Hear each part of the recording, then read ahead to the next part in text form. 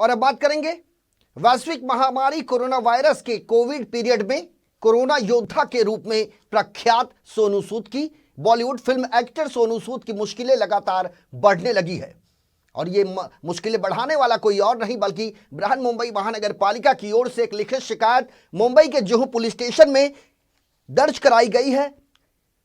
BMC ने सोनू सूद के खिलाफ एक लिखित शिकायत जो दर्ज करवाई है उसमें यह आरोप है सोनू सूद पर कि सोनू ने जुहू के रिहायशी इलाके में स्थित शक्ति सागर नाम की 6 मंजिली आवासीय इमारत को प्रशासन के बिना अनुमति लिए ही उसे होटल में तब्दील कर दिया, जिसके बाद बीएमसी ने पुलिस से एमआरटीपी के तहत मुकदमा दर्ज कर सोनू के खिलाफ कानूनी कार्रवाई करने की मांग की है। बीएमसी की ओर से दायर की गई शिकायत में यह कहा गया है कि सोनू सूद ने मुंबई में एबी नायर रोड पर स्थित शक्ति सागर बिल्डिंग को बिना परमिशन के ही होटल में तब्दील कर दिया। अपने टीवी स्क्रीन पर हम आपको यह लगातार दिखाने का प्रयास कर रहे हैं। यह वही इमारत है जो 6 मंजिली इमारत है। दरअसल ये रेसिडेंशियल इमारत है और इसे सोनू सूद ने एक होटल में कन्वर्ट किया है। अब बीएमसी का यह कहना है कि इसे होटल में कन्वर्ट करने के संदर्भ में सोनू ने किसी प्रकार की कोई अनुमति बीएमसी से नहीं ली थी और ना ही किसी प्रकार का कोई प्लान उन्होंने पुटअप किया था। बीएमसी का कहना है शक्ति सागर एक रिहायशी इमारत है और इसका कमर्शियल इस्तेमाल नहीं किया जा सकता। यह Maharashtra regional and town planning act के सेक्शन 7 के तहत दंडनीय अपराध है। बीएमसी ने सोनू सूद पर इमारत के हिस्से को बढ़ाने में बदलाव करने और इस्तेमाल करने के चलते आरोप लगाया है। अधिकारियों ने बताया कि बीएमसी द्वारा जारी किए गए नोटिस के खिलाफ सोनू सूद ने मुंबई हाई कोर्ट में अर्जी दाखिल की है, लेकिन उन्हें वहां से अंतरिम राहत अब तक नहीं मिल पाई। कोर्ट ने सोनू सूद को हाई कोर्ट में अपील करने के लिए 3 सप्ताह का वक्त दिया था। कोर्ट की ओर से 3 सप्ताह का वक्त पूरा हो चुका है, लेकिन सोनू सूद ने अब तक न तो अनधिकृत निर्माण को हटाया और न ही आवासीय इमारत को होटल में तब्दील किए जाने के फैसले से वो पीछे हटे। और ऐसे में बीएमसी की ओर से जुहू पुलिस स्टेशन में लिखित शिकायत दर्ज करवाई गई है।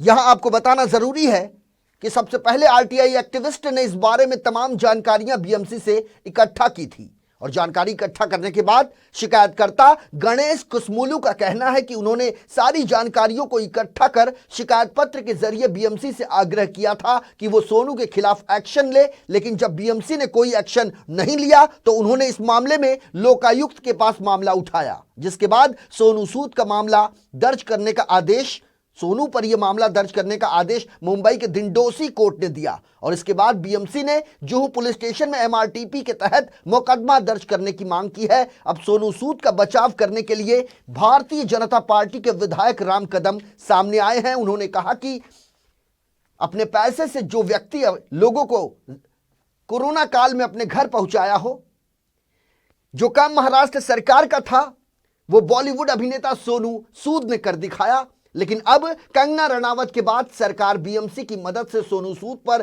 कार्रवाई करने की बात कर रही है, जो बेहद शर्मनाक है।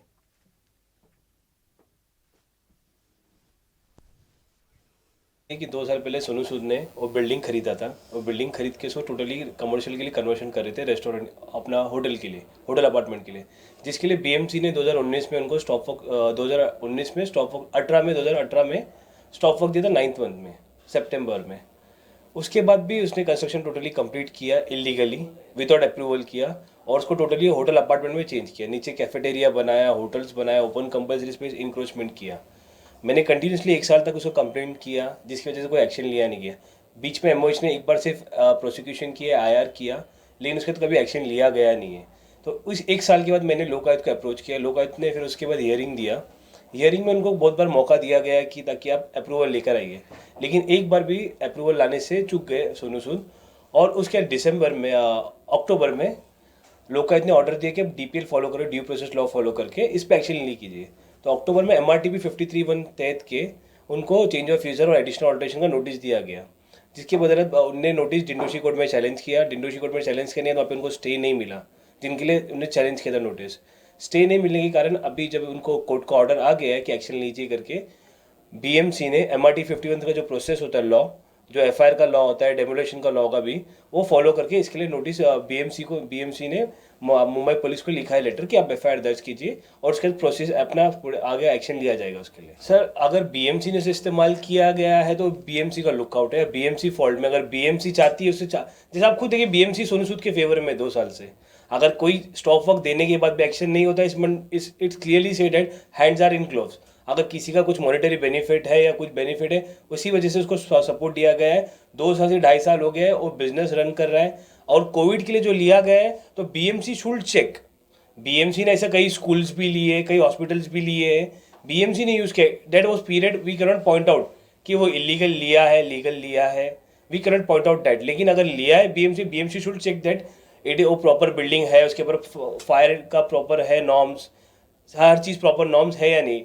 ये काम बीएमसी का, तो बीएमसी करने से चूक गई है।